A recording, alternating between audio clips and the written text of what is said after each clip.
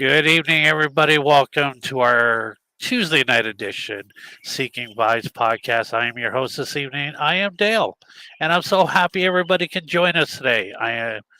It is such a beautiful day outside today. I decided to do the show outside because I love the sounds of nature. It's so calming, it's so relaxing, and I just enjoy myself. This is where I'm happiness out in nature around just life happening around me. So I'm so glad that everybody had a chance to join us here today. Things have been quite busy. Sorry, I have not been out here lately. Just trying to plan new shows, new ideas where we're gonna go with this.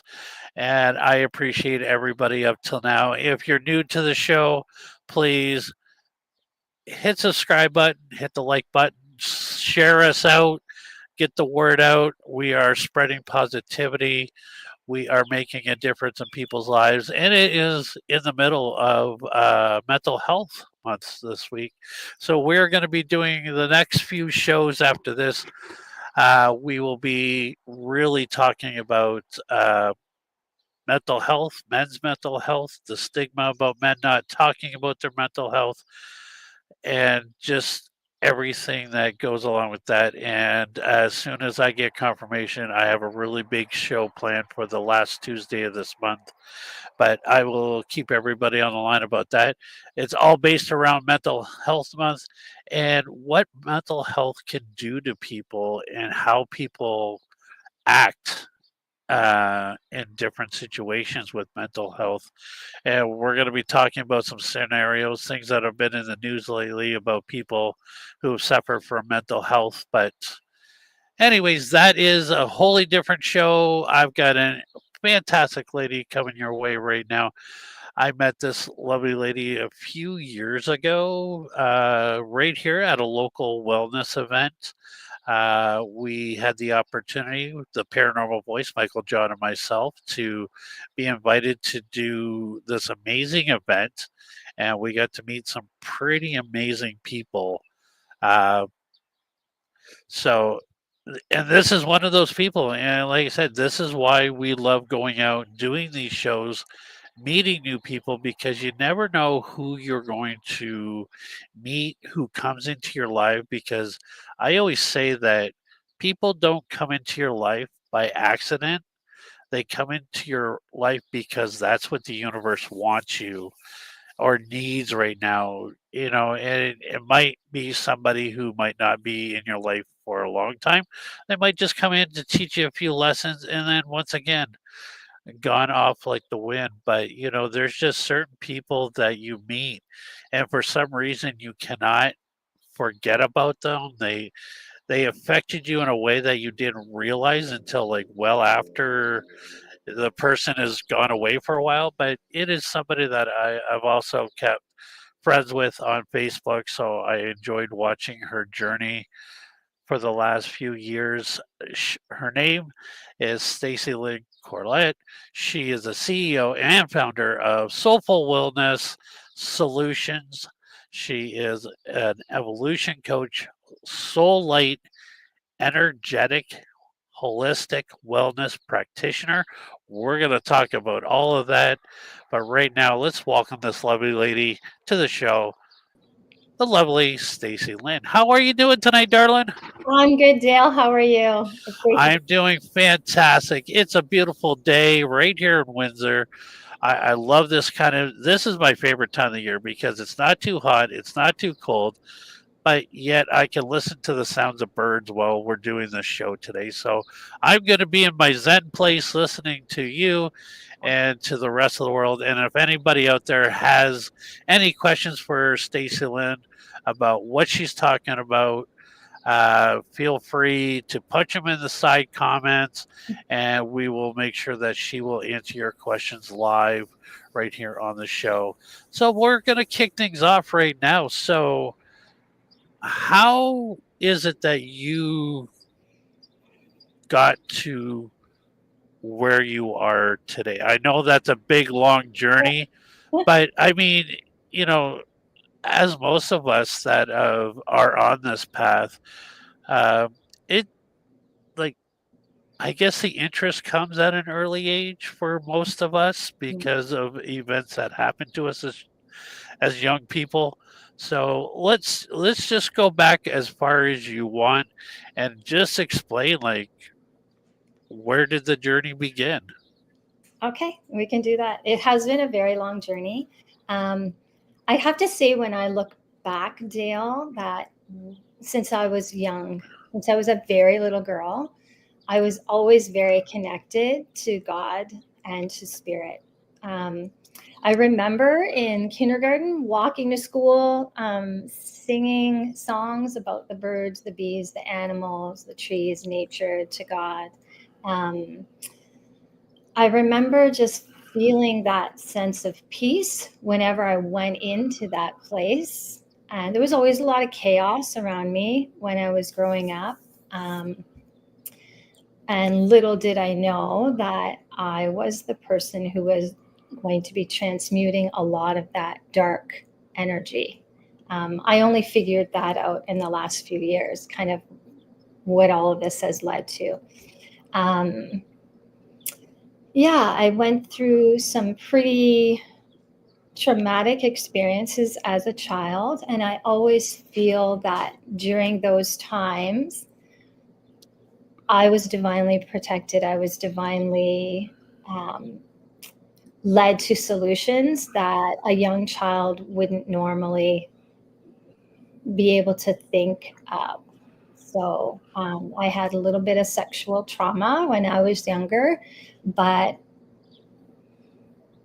felt the presence of a higher level being giving me a solution and a way out.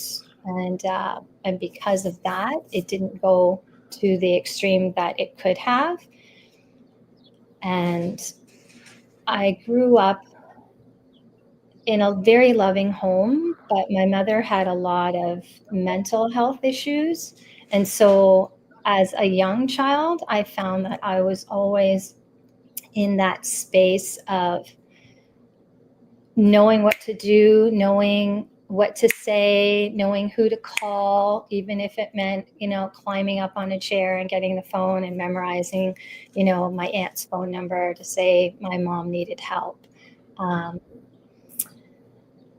So this is just a little bit of background of some of the darkness, the chaos, right? So my life was not stable. We were moving all the time. My mother was always in and out of the hospital with mental health issues. And I was the youngest and found that because of that, I was in a position where I had to protect myself.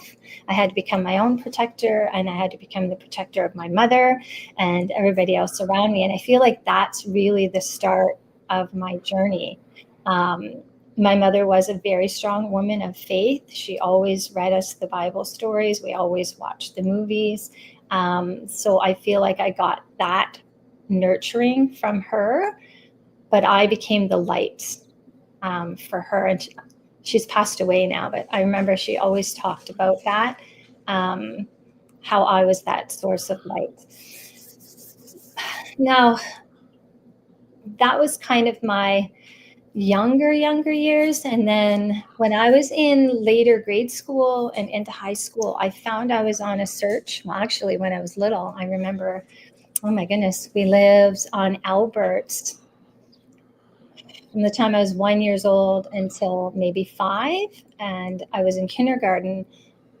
I would have to have been kindergarten because I walked across Seminole all by myself and went into this little church on the corner because I was always looking for God. Like I was always looking for, and then I remember people in the church stopped and they looked at this little girl all by herself. Nobody was with her. So they gave me that little red Testament. You remember we used to get that, the Old Testament, and they gave me one of those little ones and they walked me outside and across the street and they told me to make my way back home. Different times back then, right? In the 70s, they would have, nowadays they'd be calling a whole bunch of people and finding your way back home. But back then they just kind of shooed you out the door and said, okay, make your way back home. But that led to, in grade school, just seeking out different churches. Like I would go to different churches with friends because I just wanted to see I guess I was just searching, where is God here? Where is God here? Where is Right. God here? And ended up having a wonderful experience in a Baptist church for a year, singing in their choir. And then, because my mother never took us to church, which is interesting because she was always very faithful, and she would always read us the stories and watch the movies. And but it's not something that she actually did. So it's something I had to seek out for myself. And then, then I think when this really took root for me, the journey that I'm on now would have been 2014, I guess, I would say, would have been my awakening at that first level. I had these premonitions, these dreams that something was going to happen. I didn't understand the dreams. I was seeing this face come at me in my dream, and I would be like, "Oh," and I couldn't wake up, and I was scared and I was freaked out. And then I started seeing the numbers, the 111, the 1111, and honestly, I didn't understand what any of that was until my sister-in-law, who used to be with my brother, ended up in hospital in Winnipeg, and she had called my dad because she saw my brother was in hospital. Hadn't seen my brother in 22 years. He called my father. She called my father and let him know that my older brother Billy, was in the hospital with cancer.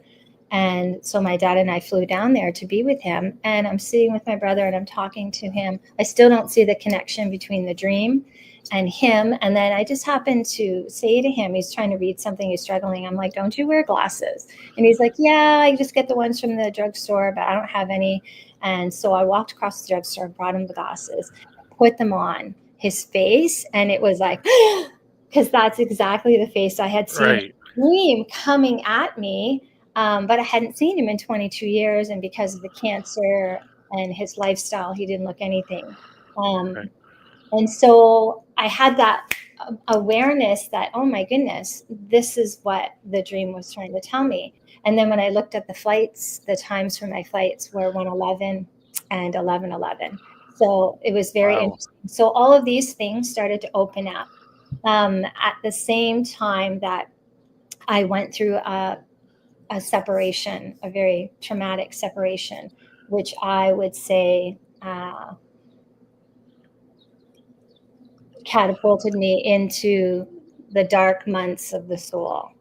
It was very, very dark time for me. I had to take time off work as a teacher because I couldn't manage anymore. I was crying between classes, and I had to seek help. So I had to seek counseling services for the first time, which were extremely beneficial to me, to be able to see things from a different perspective. And so I went through pretty much 10 months of that before I was able to find my way back. But I was able to find my way back by reconnecting back to my faith. So like reading the Bible every day. And the most powerful book I read was The Diary of Saint Faustina, because she literally has conversations with Jesus, and Jesus channels the messages through her. And she's the reason why we have that beautiful picture that says, "In Jesus we trust," and the piercing of the side, see the blood and the water coming out.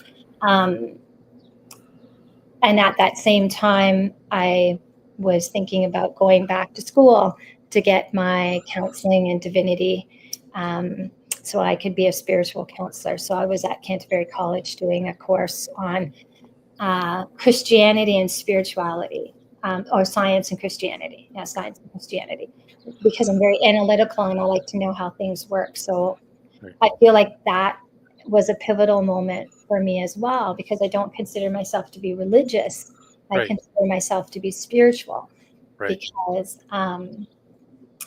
I feel and I know that there's just more than has been revealed to us. And I feel like I've always been connected to that more. And then through all of these experiences, every time you're broken open, Dale, when you're broken open, you go deeper into yourself to do the healing work, but you also rise higher, right? To connect with your true self, your higher self, your God self, your super conscious, whatever you want to call it, to connect to the creator. So that was the catapult that started the shift, the awakening. I started to listen to things like Wayne Dyer and talk about the I am presence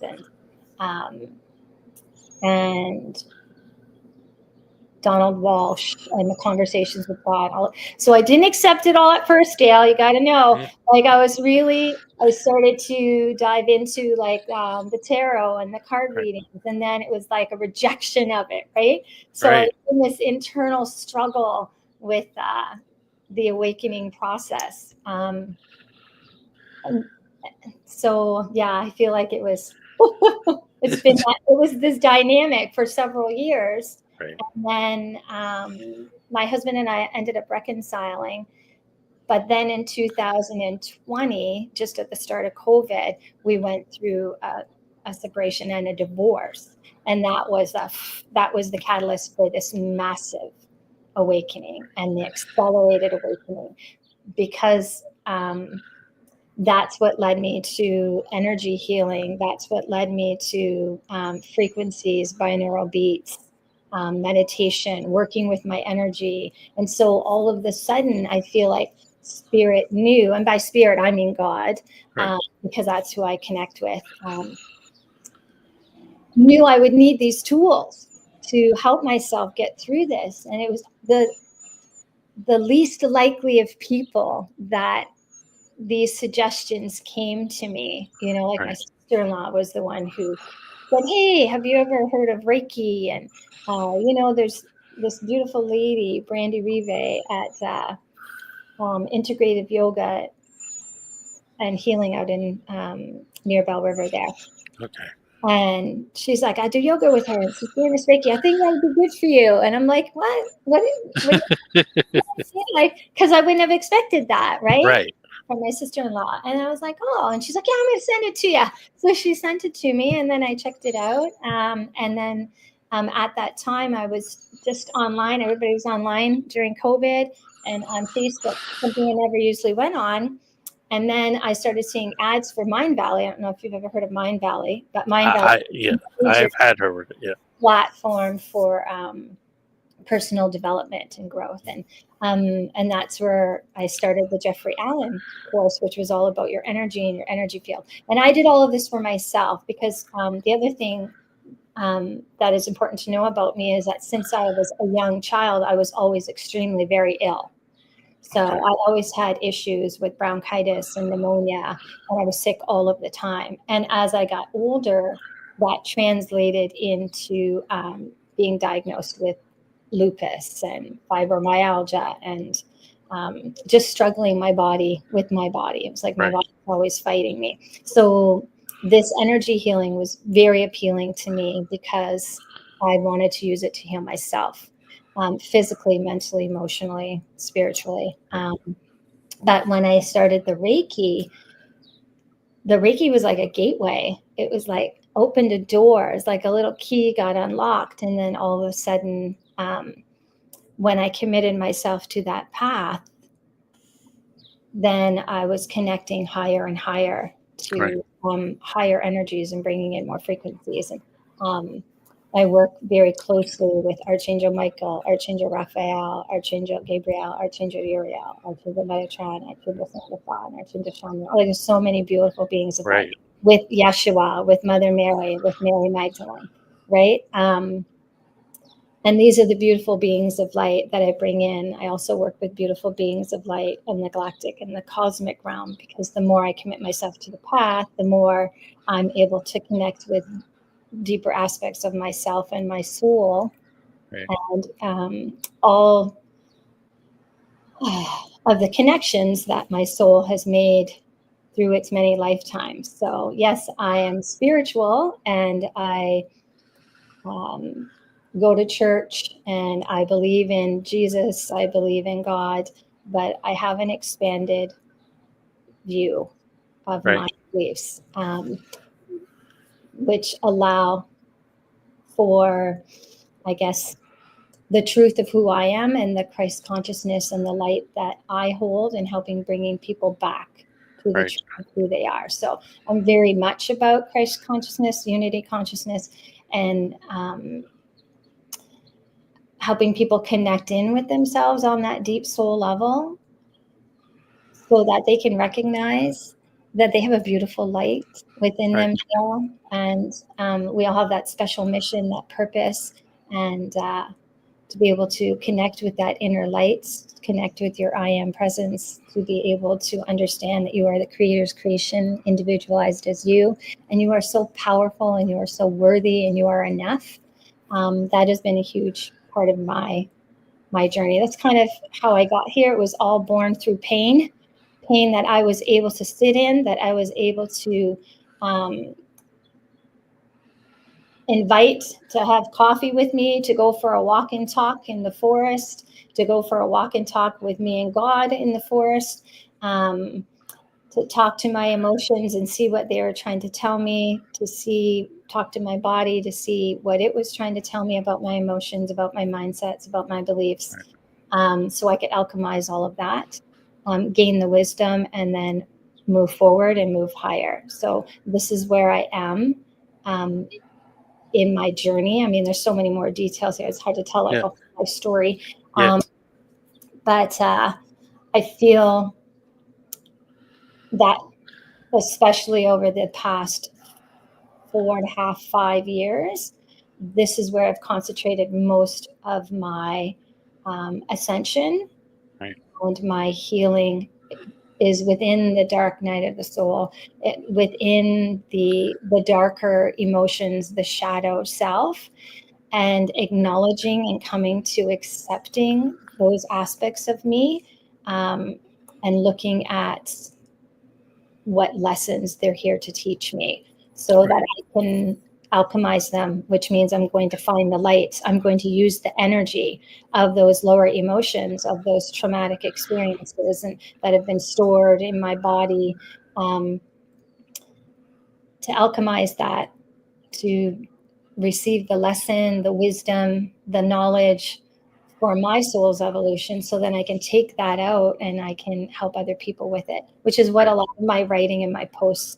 reflects. When I'm going through something, that's when the writing just pours from me. And so it's my mission, really, to bring people back to the truth of who they are, to help guide them on that journey, so they teach them how to go inward and use their heart as a gateway, as a portal to their higher consciousness. So I mean, it's all truly fascinating, and your journey has been a truly amazing journey. I mean,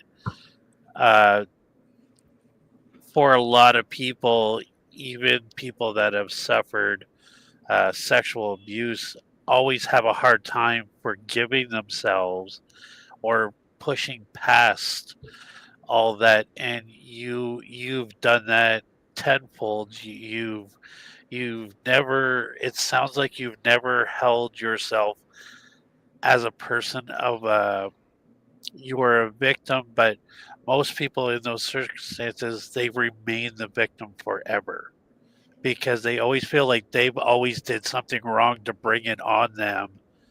And here you've had this experience, you, through God or whatever spiritual energies you use, helped you to heal and to forgive and to move on from it. You don't ever forget, but you move on from things. And that's a lot of people's hardest issues in life when they've gone through a dark period of their time, is letting it go. They seem to hold on to it as if it has to stay with them, when it's really not true. Through my journey and my mental health and the stuff that I've done, and I've, it's kind of like I always learned you have to forgive yourself for what you've been through. Mhm. That it's not truly your fault, but it's how you choose to deal with it and to let it form you, shape you, however you want to put that, Mhm. to better yourself from a situation that was never good for you to begin with. And it's a life lesson, but at the same time, how many people uh, I've talked to people who've been through it, but they're still down on their luck because they can't seem to let it go. Mhm. What through your work, what would be the first thing you would help somebody with who has trouble letting go of the darkness? Mm. That's a really good question. So it just depends on where they're at in their mindset and their beliefs. So I always take people where they're at in that moment. Right, Um, and I have them challenge the beliefs, right, right? Because a lot of the times those beliefs aren't there. It's not their truth. And not a lot of the times, all the right, time. It is not your truth. You were never meant to suffer the way that you are suffering. We were always meant to be in the know, in the knowledge that we are the Creator's creation, individualizes us, that we are meant to have a life of joy, of love, of creating, and being the fullest expression of the Creator as His creation. So, but it is hard when you've been through trauma. And I feel like people the who have the most work to do here, whose mission is intense and is high, will suffer the most darkness because they are working through all of their karma. They are working to get back to the truth of who they are. They are working on mastery of self to get to that level of ascended right, mastery, which is what Jesus got to, right? But it's about acknowledging where they're at, validating the pain that they are feeling. And the first thing I would say is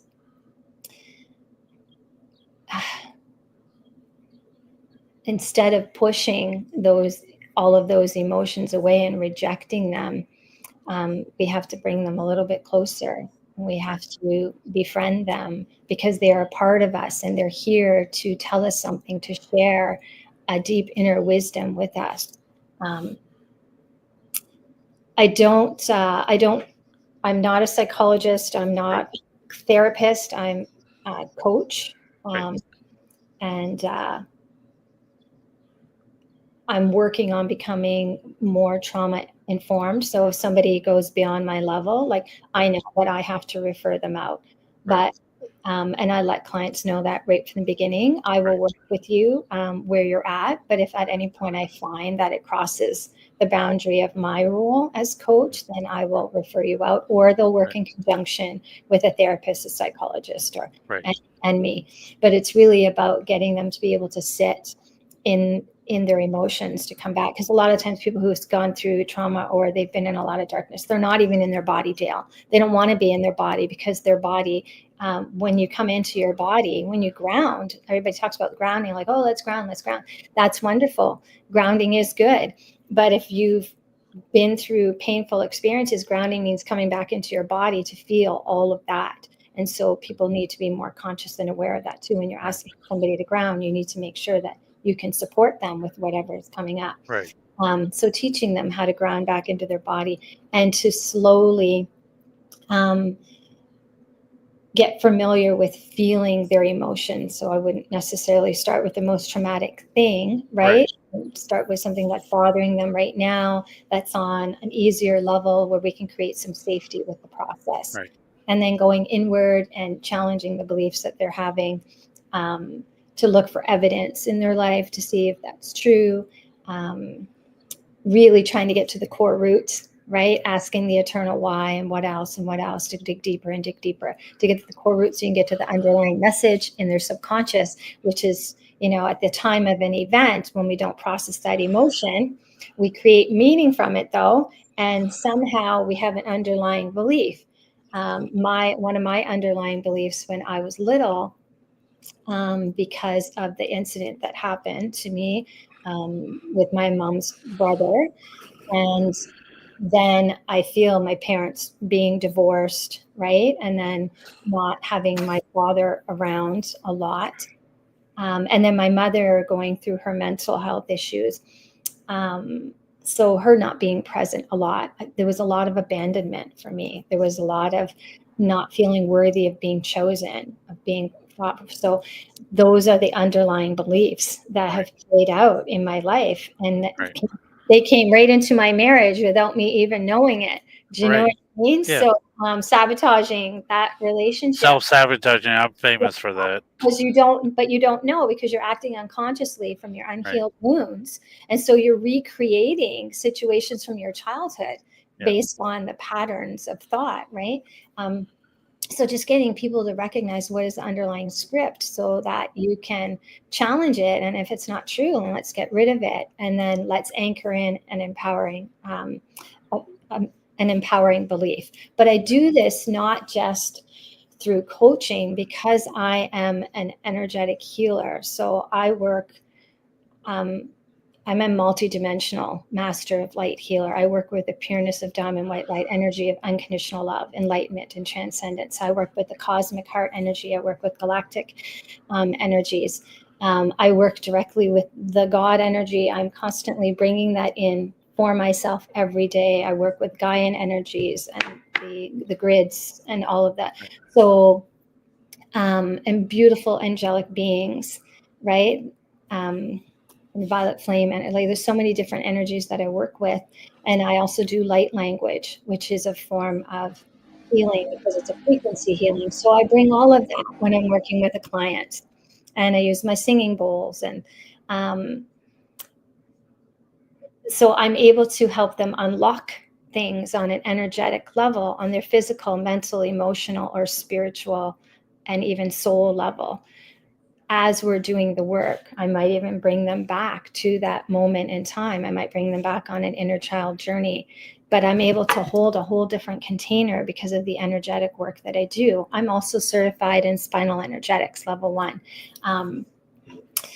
And I'm a Reiki Master. So, and I have other different energy healing courses and levels that I've taken, and I just keep adding to my toolbox so that when I'm in that space with you, I'm operating at my highest level to help you at the highest of my abilities, so you can have the highest level of transformation and we can unlock whatever it is that's trying to be released and unwind from yourselves, from your being, right? On those different layers of your being. And it's not just, I'm not just working with that individual in this timeline, this space-time continuum in reality, because our soul is multidimensional. And we have, and time is not linear. Like we are playing out the past, the present, and the future all at once. So everything is happening all at once. The alternate realities, which are just different frequencies of our being. It's not like we go to a different place. It's just different frequencies we've tuned into, like on the radio when you're tuning into different stations. So all of these are playing out simultaneously. And they might be impacting us. Sometimes you might have an issue, Dale. You've tried all of these different healing modalities and things, and it's not working because it's not yours, because it's playing out in an alternate reality. So when I do the healing, I don't just do the healing for the here and now. I do it for all your soul's fragments across all space-time continuums, timelines, and realities, past, present, and future, because I want to bring everything back into unity and conformity with the new truth that we're anchoring in. So it creates a whole shift. And then we're working within the ancestral lines too, and the lineage.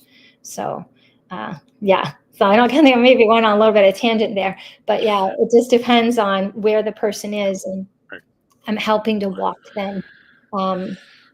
them back home to themselves. And it's layer by layer. It's like peeling the layers of an onion. Right.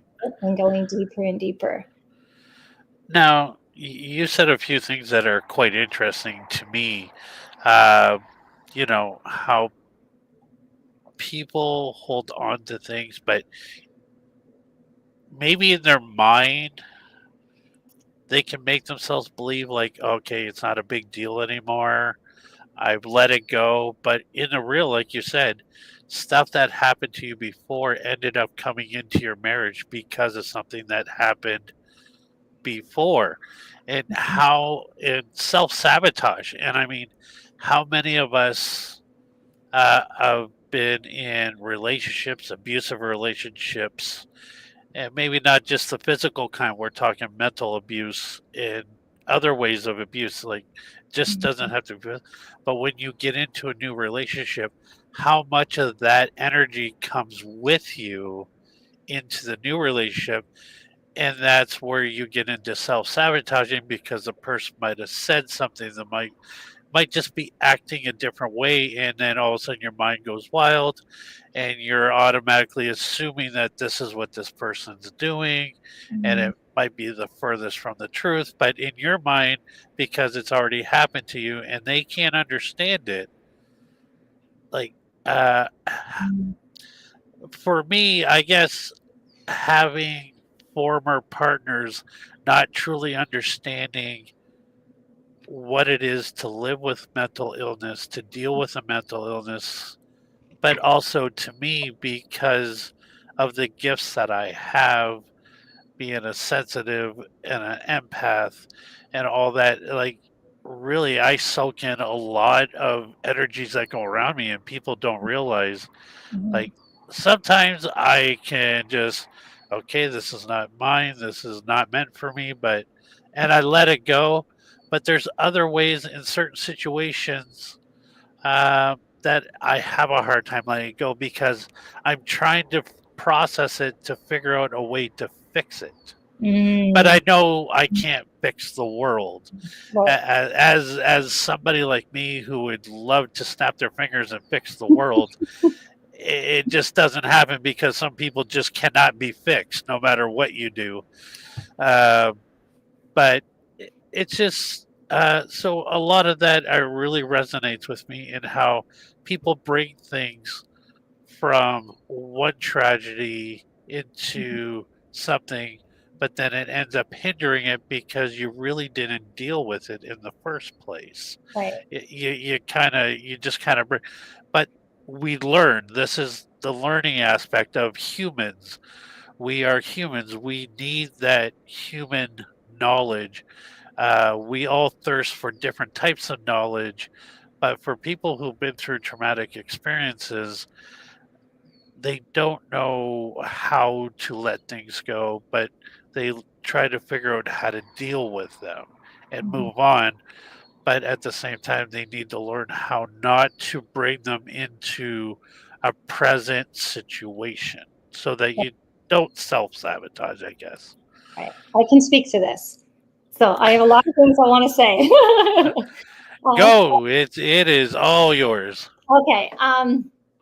So first of all, you're absolutely right. People are going to bring all of that baggage into their new relationship, their new job, their new friendship, whatever it is, into the new city that they've moved into, the new country that they chose to go to. They're trying to run away from whatever it is. Right.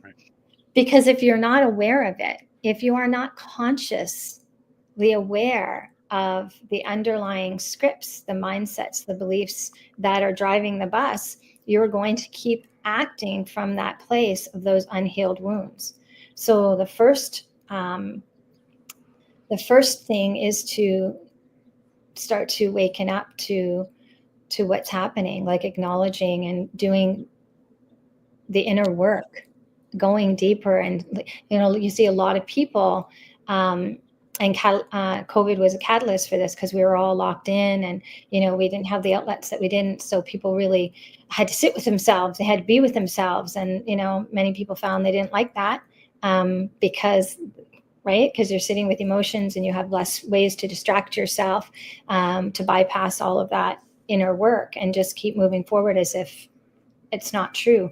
But it comes up, and then you see that people are like they're unsatisfied in their job, they're complaining, or they're not satisfied with how they look, they're not satisfied with their relationships, and they just feel frustrated, untethered. And that's the first sign that your soul is like, hey, we're calling for something different. It's time to wake up to a higher truth. It's time to go inward and start to look at these things and release them and come back to the truth of who you are. So without that, you're going to continue to carry that baggage forward. You're going to continue to self-sabotage because you're literally sleeping. You are not consciously awake. And so I would say the first level of healing is healing yourself. And I don't believe, Dale, that people are broken. I don't see people as broken. I see people as beautiful beings, and they are just on a particular place within their own soul's journey. So we all have unhealed aspects of ourselves. I've healed so many aspects of myself, but I am multidimensional.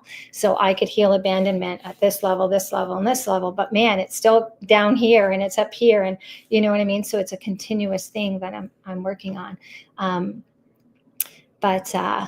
Yeah, I don't look at people as if they are broken as something that I need to fix. I look at individuals as operating from unhealed aspects of self that they haven't really awoken to yet. And so I'm here to shine a light, right? And to help be a GPS to help navigate you back to those pain points so that you can dig deeper and you can release and unwind the physical trauma that's in your body. You can release and unwind the emotions, the charge, the negative charge that's been stored in your body, and the mental mindsets, beliefs, and preconceived notions, judgments, like from yourself, from others in the situation, from society sometimes, just from the systems that we have to live under. There's so many mindsets and beliefs that we're indoctrinated in, even on a subtle level, right?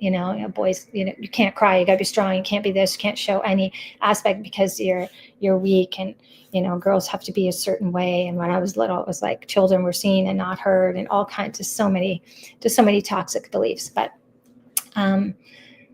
yeah, so it's not about seeing people as being broken. It's just acknowledging that they have yet to come to know what they don't know. Like, they don't know that they're beautiful beings of light, that we are not separated from the creator, that the creator, the God seed, is still within us, right? Within our heart. And we've always been connected. It's this ego mind identity that creates this idea of separation, and it creates all the suffering that we're in. And so bringing people back home to the truth of who they are, and to be able to see that they're not alone, that we are connected and we have this beautiful light. And we were never meant to suffer these things, Dale.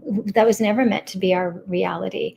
And once we can come to an understanding of that, we can release that. And then come back to the truth of what we are supposed to be: beautiful beings, enjoying life, enjoying this human experience, and going out into the world and creating amazing things for ourselves and others. Yeah, so I don't know. That's my belief, and that's my perspective. So I work with people in that way. Does that make sense to you? Is there something I didn't answer that? No. I mean, there's no really right or wrong or hitting to the point, because everybody is different. Everybody experiences similar trauma, but in a different way. Right. Like, even with abuse. But understanding they're not their trauma, right? Right. And that was never meant to be their life, right? That's Right. never meant to be their reality or their identity, but people get so indoctrinated in it, and it depends on how pervasive it was throughout their childhood and how many times they had to undergo repeated trauma. Then it can create a sense of safety in the dysfunction, because it's at least the evil or the darkness that they know. And so they become attached to it. It becomes a part of their identity. And then that's hard for them to let go of. because who would they be if they didn't have that? You have to Yeah. be willing to let go of the pain and the suffering, right? No, I mean it all makes perfect sense. Um, it's just as you know through your work and in my life experiences with myself, I always look at the examples of myself and how people don't feel worthy enough to be loved Mm-hmm. or should be loved or stuff like that. But then with me, it was like a matter of taking, like you said, taking control of your life. Dig down those rabbit holes of your life and see why you keep making the same mistakes over and over again, Mm-hmm. and or why at a certain point in a relationship you always seem to push people away. People have to, and I mean this was the best part of COVID for me, because I did the most healing and self dive that I've ever done, because I always kept myself really busy. I was always working. I was looking after my kids. I was always hanging out with my friends. I was always doing something. I would always keep my life so busy that I never had to look deep into myself to say, oh, this is why I do the things that I do. But Mm-hmm. COVID made me do that. And I was so thrilled of what I learned about myself through COVID, because I did have to sit with myself. Mm-hmm. I did have to self reflect. I could focus on my life and changing my habits Mm-hmm. and changing how I reacted to things and understanding how words can hurt people, even though you're not intending to hurt people. Right. Because we are all humans and have an experience, we all get affected by our words in a certain way. But to me, COVID was a true blessing, because as for me, I don't do well in crowds because of my anxiety and my empath. And it's like, it's for me to go into places, it takes a lot. I push myself to do it because I have to. I have to live my life to its fullest. And if Mm-hmm. I want to make memories, I want to make experiences, I want to make friends, or meet people who are meant to be in my life. It's pretty hard to do when you're living Mm-hmm. in a shell and refusing to come out. Right. And I love that.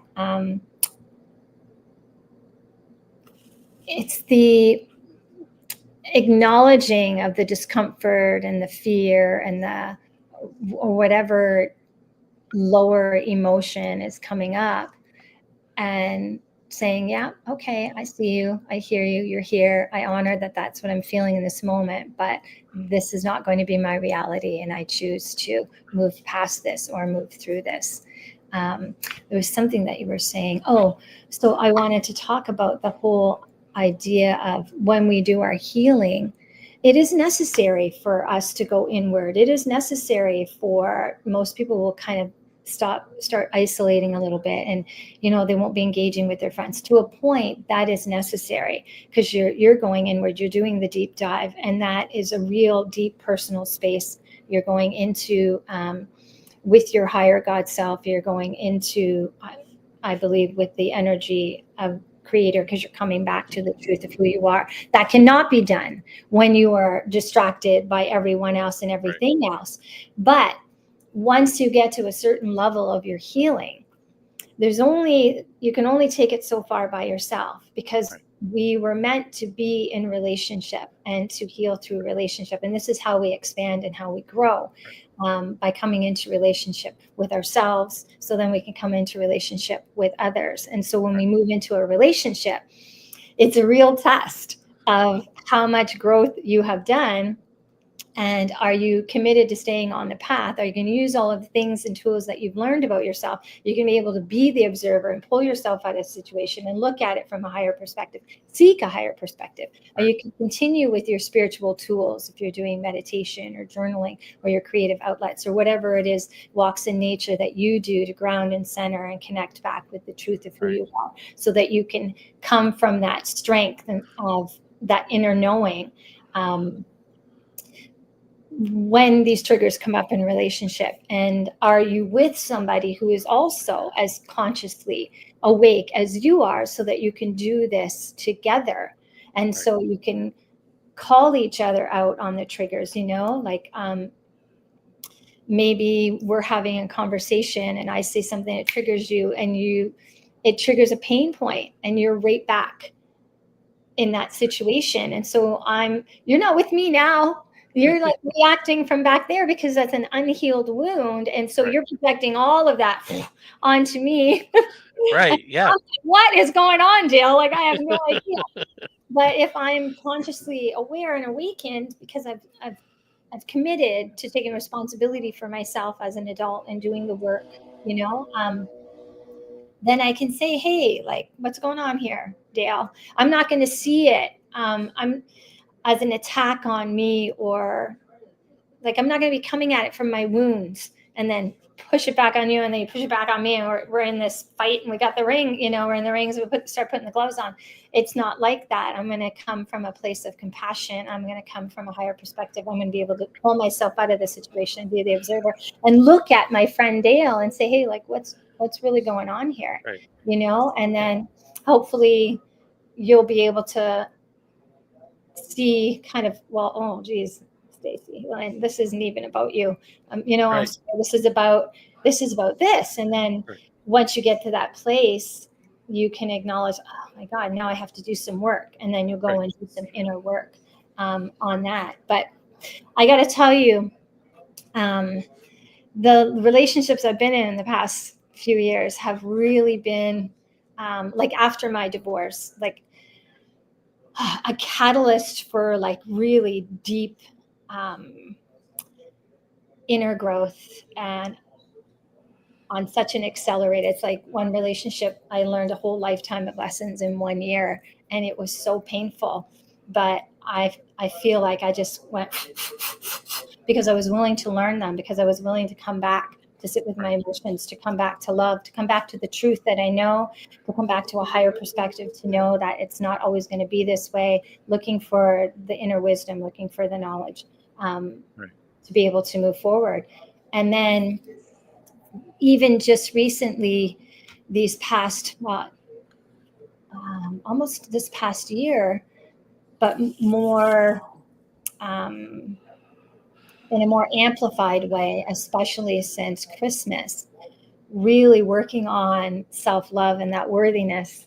I've been doing this work for a long time, but it always comes back to not feeling worthy, not feeling like you're enough, not feeling worthy of being chosen, because that's a core childhood wound. And I had to heal that wound with my father.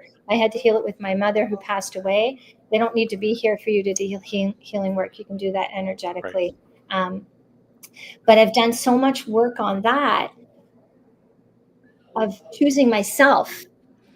It's like, I don't need somebody else to choose me. Like, I need to choose myself. I need to love myself. I need to be the love for me that I have been for everybody else. All of the giving, all of the time, the attention, the care that I have worked to give other people my whole life, because I think you develop that underlying script that the more you give, the more like they're going to love you. The more you perform and you do think, you know what I mean, that you're going to be accepted.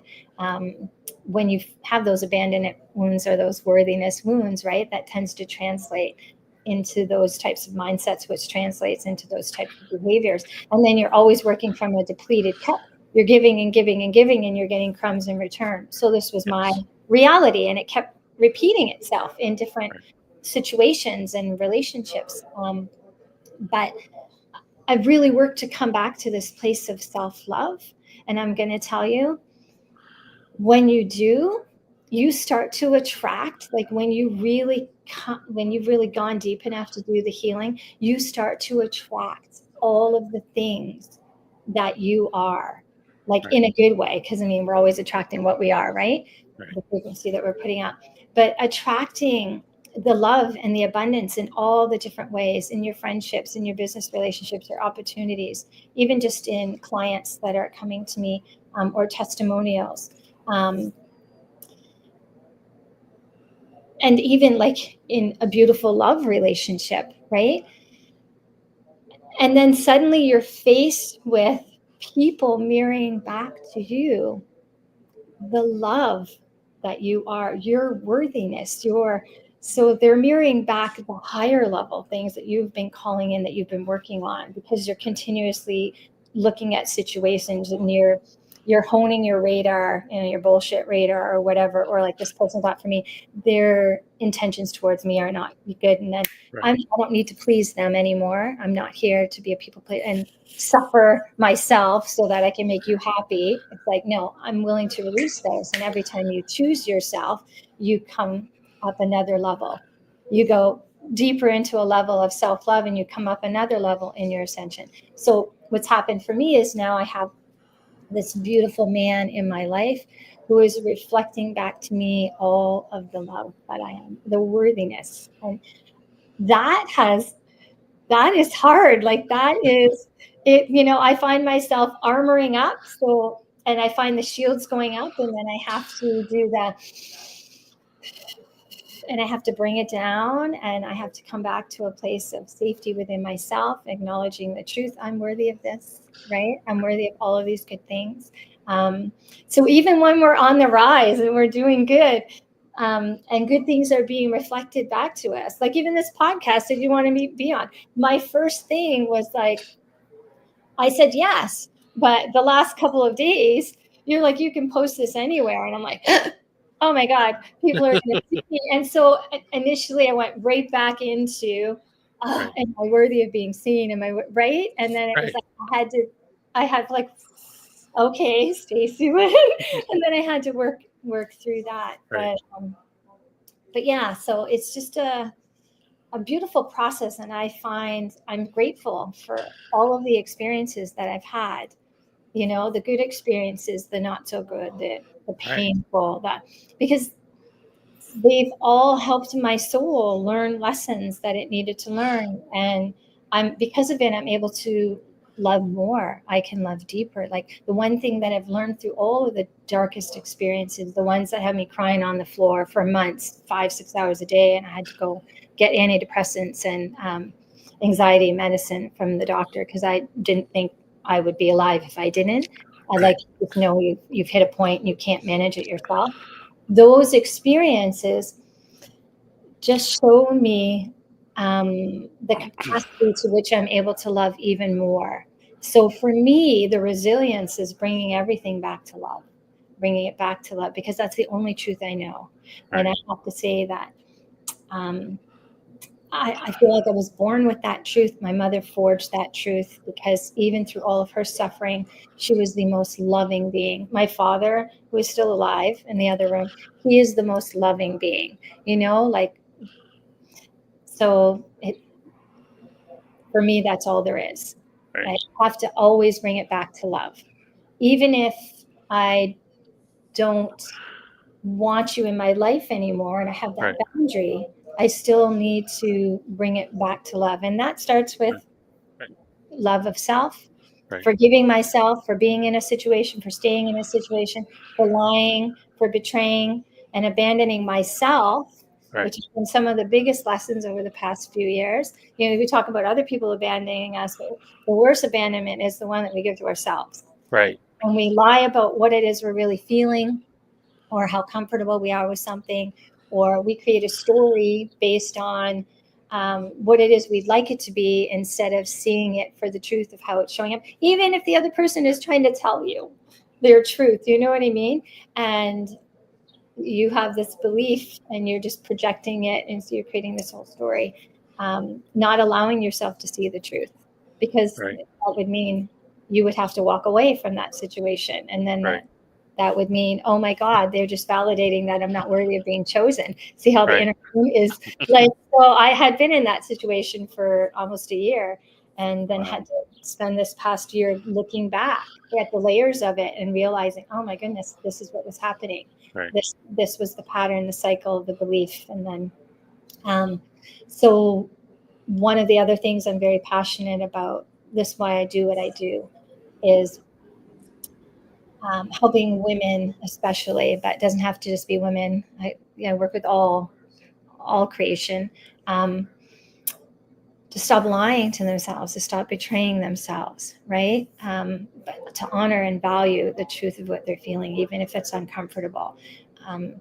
And just working from that point, and then being able to set positive boundaries for themselves in their relationships that honor, their needs, their thoughts, their desires, their wants, and stop coming from this place of being so unhealed that we're willing to put ourselves in a state of suffering to make somebody else happy, or keep ourselves in a state of suffering because we have a narrative running. And so now we've created our own narrative based on what we need this to be for us in order to support the negative belief, right, of our unworthiness and oh my God, we can't. Yeah. And so to be able to break that, to be able to break those cycles so people can move forward. And I have had to go through this many, many times, different situations and circumstances over the past few years. It's like, I feel like God was sending me all these tests, right? To like, gotta learn it. You gotta learn. Did you learn it? Oh, you got this level, Stacy-Lyn, but we gotta go a little deeper. So here we go again, right? And then it was like, Right. oh, and painful, so painful. Right. I can't Yep. even tell you how much. I've probably shed enough tears to flood this whole house, right? So, but understanding that there's freedom in that. There's freedom in Right. the release and being with the emotions and finding the wisdom and doing the work. There's just freedom.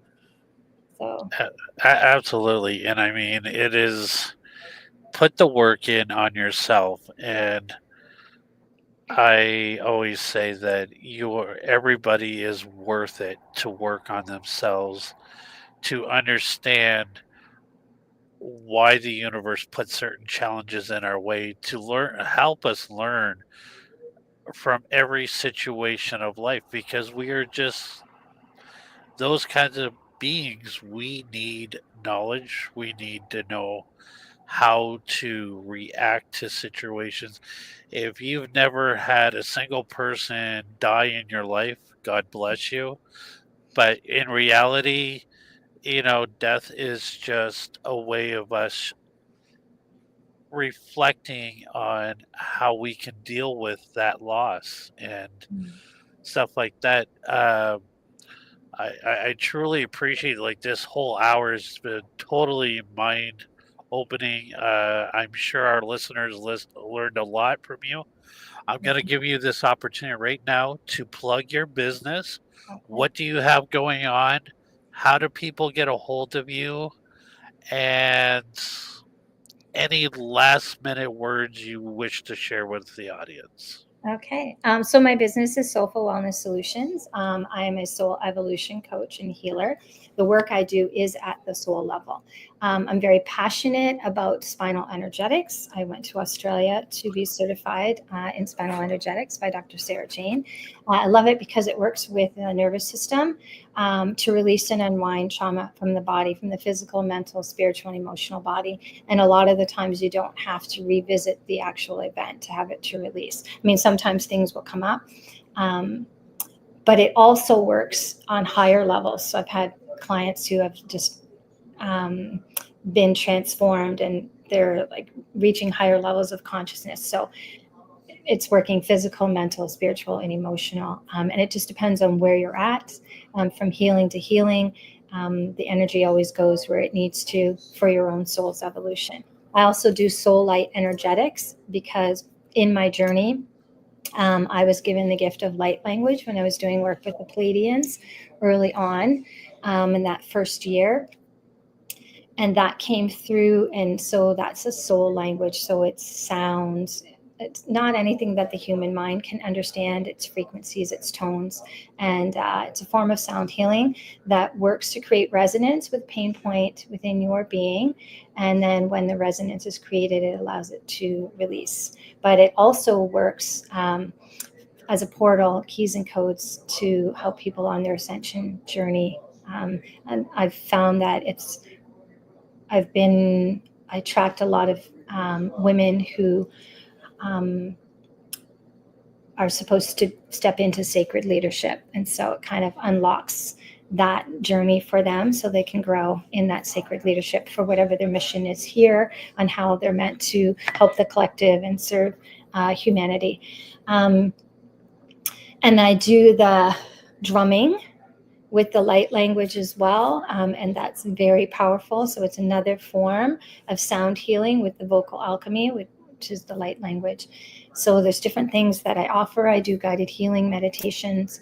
When I do my energy healing, I am accessing higher frequency energy, like the pureness of God light energy. So it's very different experience. I'm a Reiki master. I can access Reiki energy, but and then there's Mahatma. There's different types of energy, and they all have their own frequency, right? And some are higher than others. So and because I've embodied these practices, Dale, like I've used them on myself. I don't use anything on other people that I haven't embodied and used on myself first. So, so I know how it works, right? And I have a personal experience with it.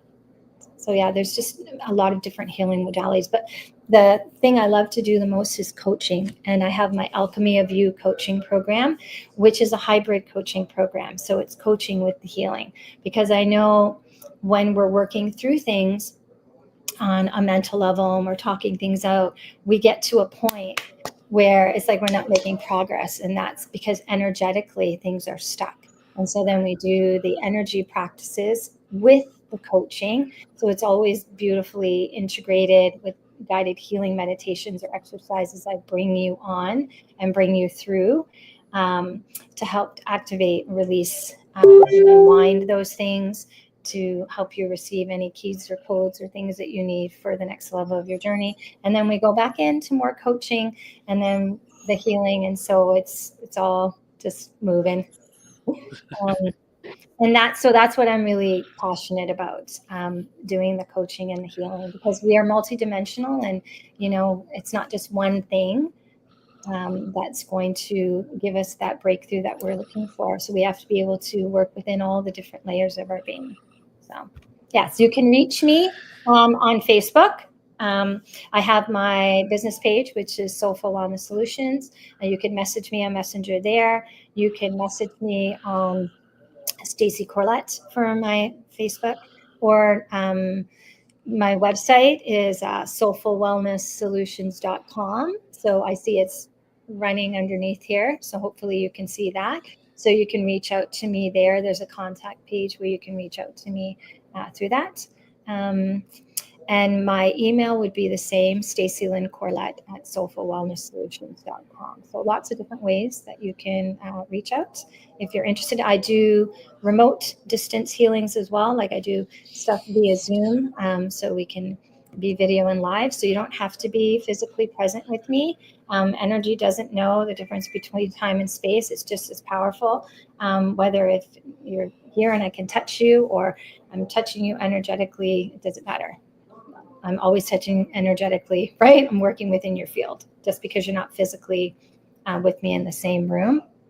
In some cases, I found that the distance healing is even more powerful because people just feel more relaxed in their own setting and where they're at. And, so yeah. So Absolutely amazing. There you have it, folks.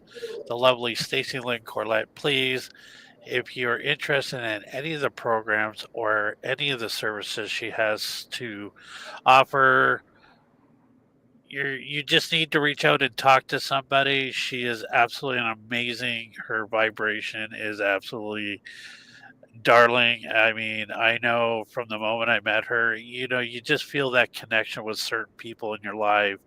And she was one of those people that, you pass by each other, you meet each other for a brief moment, but then but you always feel something about them. So Mhm. people are meant to come into our lives for a reason. And I want to thank you so much for taking the time out of your day to talk to us, to tell us what you've been through. Your journey has been absolutely remarkable. And I'm so blessed that you are here doing what you're doing, helping people as well as helping yourself and continuously grow. And that's what we are here on this earth. We're just humans going through need experiences. We're energy. That's all we truly are. Before we go, I like to leave on a little bit of a make you kind of think kind of moment. And when I was looking at this the other day, I didn't know what we were going to talk about and what we were going to do, but it just seems like this is kind of fitting way to finish up the show. It says, with every mile forward, the past shrinks in the mirror. Only look back to see how far you've come, not to dwell on where you once got stuck, but all eyes are ahead. Mm. So, with that, I like that. Stacy-Lyn, thank you so much. Guys, get in contact with Stacy-Lyn. Reach out to her. She has some pretty remarkable things, events that she does.